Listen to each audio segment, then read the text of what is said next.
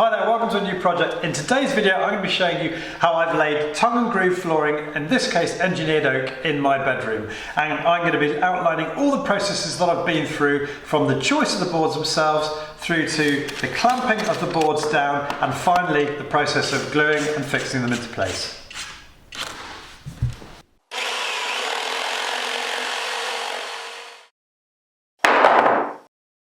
So this is the second floor in the house that we've ripped up and relaid. The first, from identical engineered oak, was laid 3 years ago and stained a bespoke colour to match the Victorian floorboards downstairs. And as that floor looks as good today as it did 3 years ago, we thought we'd stick with the winning formula, but with a couple of improvements that I'll be outlining in today's video. And for any of you wondering why we're replacing the old floor, the lovely Victorian oak floor was ripped up in the 1970s and these nasty, cheap tongue and groove floorboards were put down in its place. The floor used to creak underfoot, and as part of the major refurb of this room, it seemed an absolute no-brainer to replace that with this. In today's toolkit we've got 220 by 21mm thick engineered oak flooring. This came from JFJ Wood Flooring from their Supreme oak flooring range. We then got 3.5 by 45mm Tongue Tite tongue and groove screws. Next we've got laminate tie down straps which have a 5 metre strap. You'll obviously need a hammer, and then I've got some handmade tappers which I use to close up the gap once the floorboard is clamped in place. Every DIY needs a griller bar. This has been so useful both in terms of ripping up the old floorboards and helping to put down the new ones. You'll need a universal saw, something like this, to trim down the final floorboard on each run. Whilst not essential, gluing the floorboards down to the joist below is a good idea. And for this job, I was trialling a brand new product, this battery-powered glue gun. But I'll also be running through the other, more everyday glues that you can use. Because my joists are so old and so uneven, I used a number of glazing packers. These are 28mm wide and each colour corresponds with a different thickness. And finally, I use this impact driver to drive in the tongue tight screws. It makes driving them in a lot easier using an impact driver, but to be honest with you, any old drill driver will suffice. As usual, details of all the tools I've used in today's video will be in the description at the end of the video.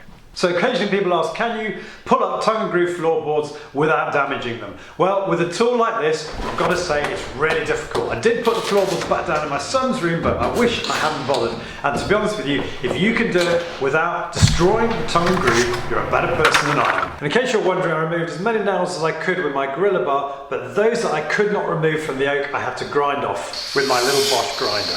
Choosing the right boards is obviously crucial, particularly where, like in my situation, they're spanning floor joists. So you've got to do your research to find the right boards for your project. There's lots of information on the web, and JFJ, where I bought my boards from, have quite a useful resource section you might want to have a look at, but I'm going to run through now a few of the key points for you to consider.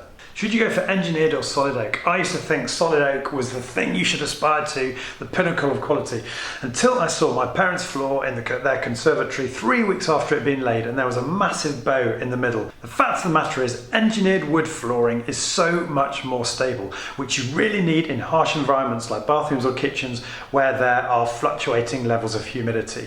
Look at my bathroom floor. It hasn't moved at all in the 3 years it's been installed.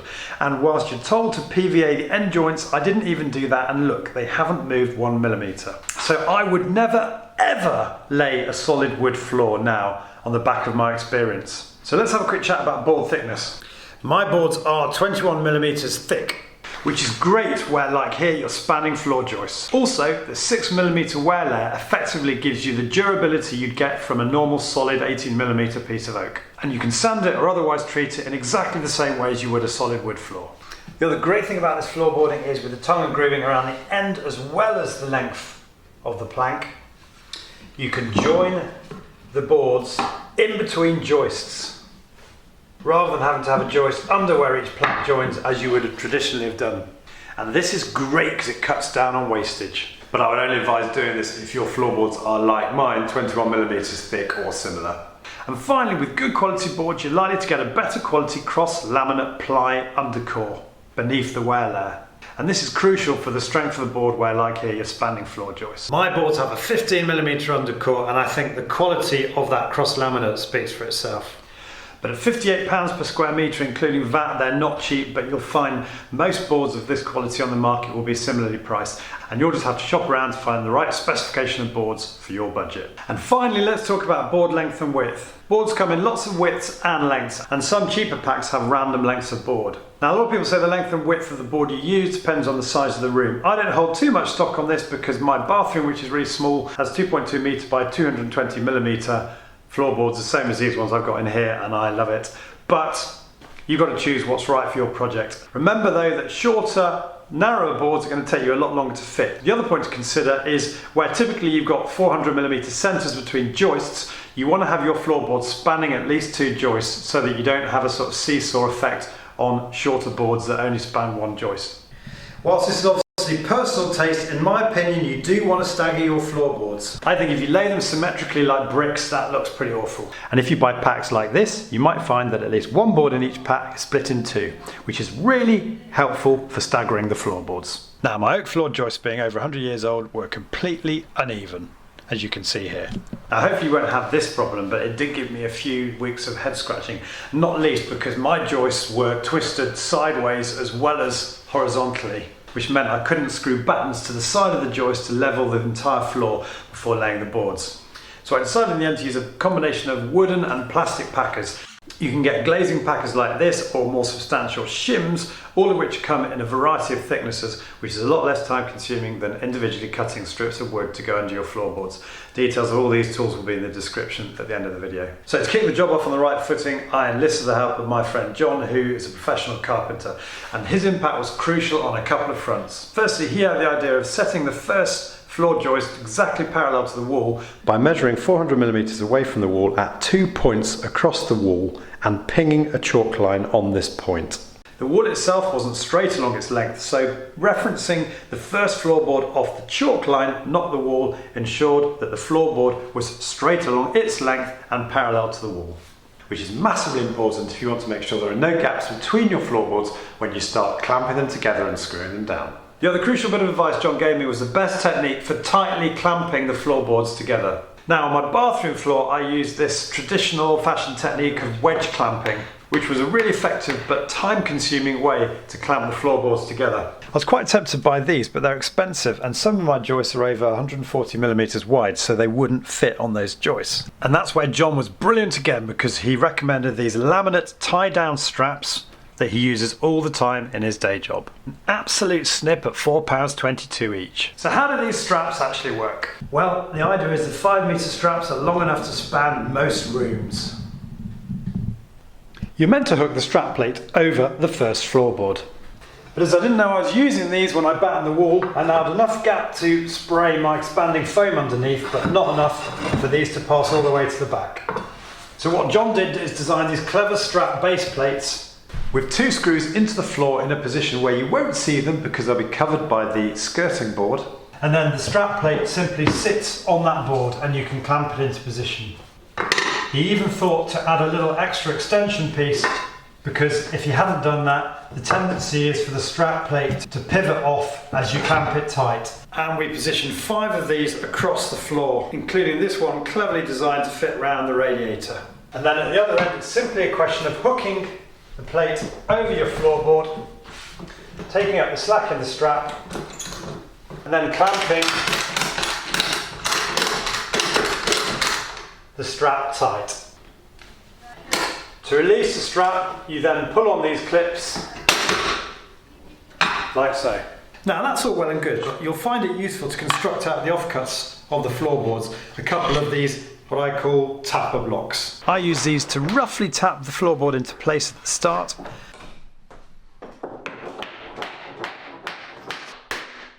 I also crucially use them, as you can see here, to close off the end-to-end gap of the floorboards.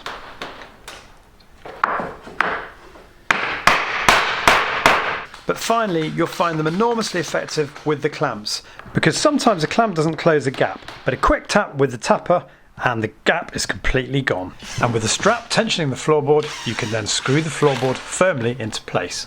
Which brings us nicely onto the final segment of this video: how should we fix down our floor?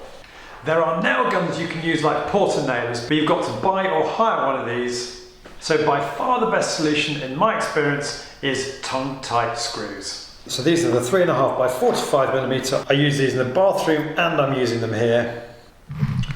They're brilliant because they can be screwed in without a pilot hole. Remember, I was screwing into oak here between the tongue and the board, so that when the next floorboard is slotted into place, the screw is completely invisible.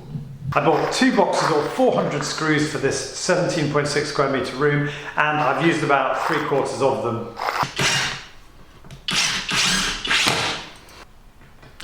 Inserting 1 screw into each joist, which in conjunction with the glue I consider to be ample.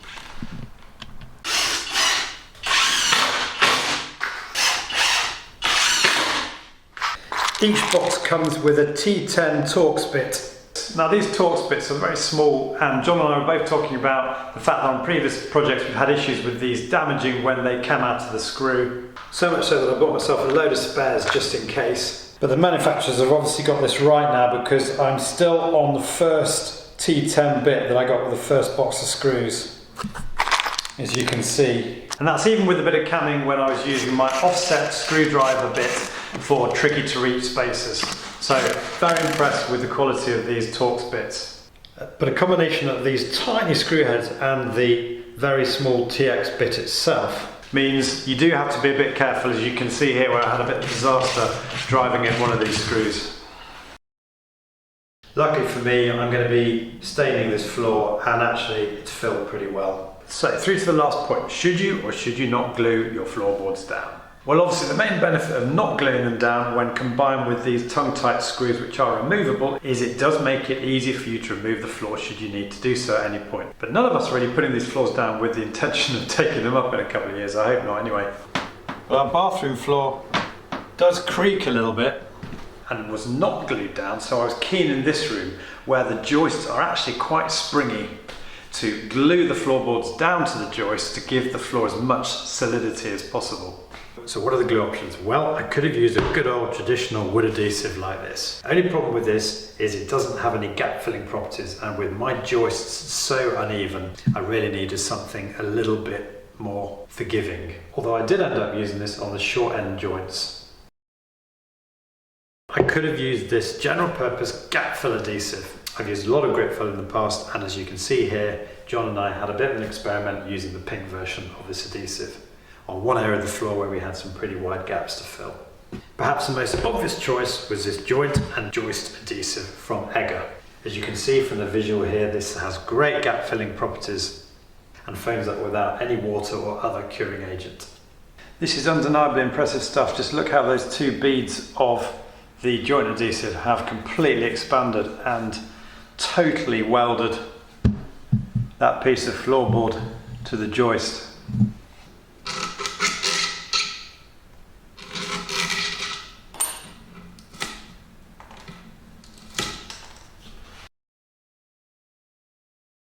That's absolutely rock solid. Cannot remove that. But in the end, the choice was made for me, because I was recently contacted by Power Adhesives to ask if I would be happy to try out one of their new battery-powered hot melt glue guns. I was intrigued by this, having never used a glue gun previously, and particularly the fact that it works on a drill battery. And don't worry if you're not a Ryobi user, because they have an adapter that works on 4 of the biggest brands: Bosch, Milwaukee, DeWalt and Makita. What I loved about this glue was the 180-second hot melt glue sticks still allows for expansion and movement of the flooring. You have to work reasonably quickly, but you've basically got 180 seconds to position the flooring before the glue sets. Just a quick heads up, this hasn't quite hit the shelves yet, but look out for a video from me in January 2020 as soon as it does, when I'll be carrying out a more in-depth review of this glue gun.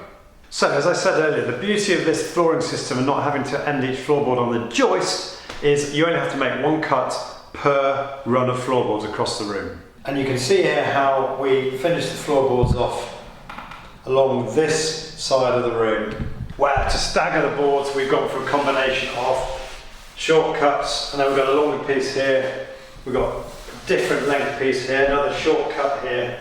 And whilst we've got the clamps and the tappers to close the end joints up tight, you do have to improvise a bit, and that's where my Gorilla Bar has proved really useful. As you can see how on this tricky little cut around the chimney breast, I was able to wedge the griller bar between the wall and the floorboard to push the floorboard up tight to close the gap between that and the next board. And this final cut down section where you're finishing the floorboards off is always a bit tricky and requires a bit of improvisation. Now, to cut the final two floorboards down to the required width, I use my circular saw. I pride myself on not using sophisticated tools generally for my DIY, but if you haven't already got a circular saw, I can't recommend enough you buying one because it has been an absolute game changer for me in cutting long lengths of timber. Link to it is coming up on the screen now. I'll also include in the description at the end of this video links to the videos where I made my foiling workbench.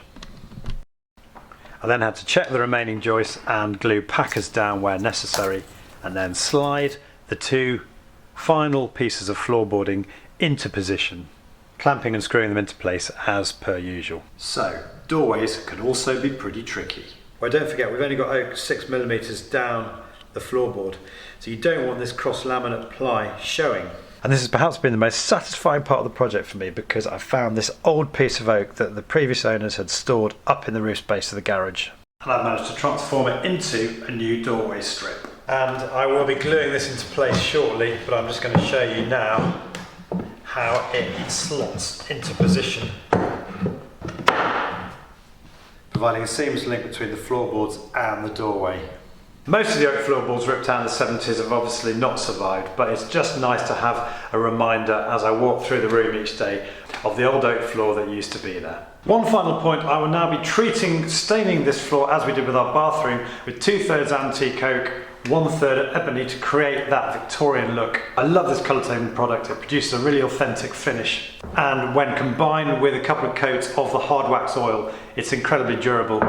We haven't had to do anything with that bathroom floor and it takes a lot of stick.